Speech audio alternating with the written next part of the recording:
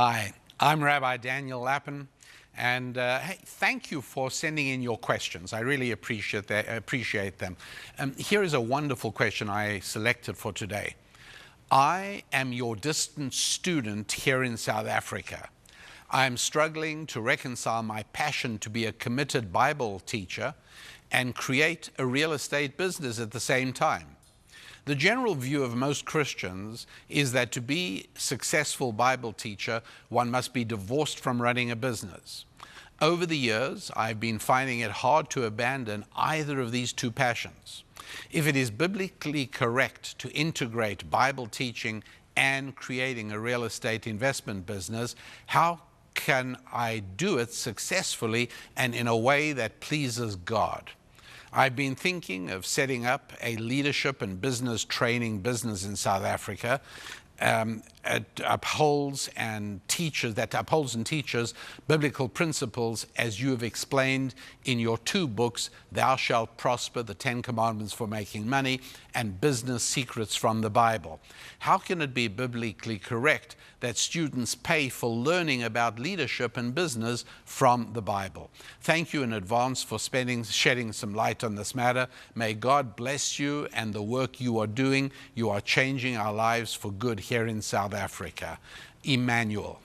Well, Emmanuel, thank you so much for writing. As you obviously know, I was born in South Africa, and I think we all retain a primeval emotional connection with our place of birth. And so I have very fond recollections of the natural beauty in South Africa, the incredible wildlife, and the people of the country. That said, I see you asking two questions. One of them is, can I reconcile? Can I, at the same time, be doing ministry where my passion lies and also building up a real estate business where my passion lies? And then you have a separate question of being paid for essentially for ministry. Let's look at the first one first. Yes, a lot of very good people believe that making money is somehow evil. And if you've studied my two books, you know already that pleasing other people and being paid in the process is part of God's plan for human economic interaction. Nobody for a moment should think that God's attention was distracted and all of a sudden he looked back and he said, "Oh, I can't believe this. These wicked human beings have come up with money." No, money is part of God's plan for human interaction. And making money is not an expression of greed at all. It is an expression of a deep desire to serve God's other children. And so there's nothing wrong with having a passion for wanting to build up a real estate business or even a real estate empire. And there's nothing wrong with wanting to build up a ministry teaching people the Bible.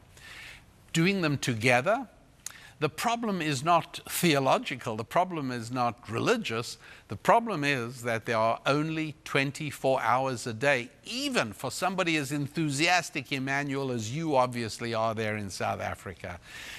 Look, competition in business is a very good thing. The fact that shoe manufacturers are competing with each other means that each one tries to be most efficient, each one tries to turn out the best product for the best price, and the result of that competition is that I can afford a nice pair of shoes. But if there wasn't competition, that wouldn't happen. Monopolies are always problematic.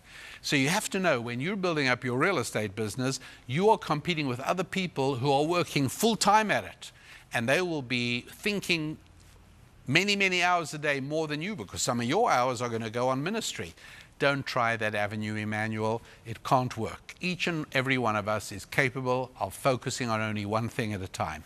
You must decide you're either going to build a business or you're going to build a ministry, but you can't do both at the same time. That's the answer to your first question. The answer to your second question is yes, it is perfectly acceptable to charge people for anything you deliver that has real value. If what you're giving out is what people can get for free elsewhere, then your ministry will not prosper anyhow.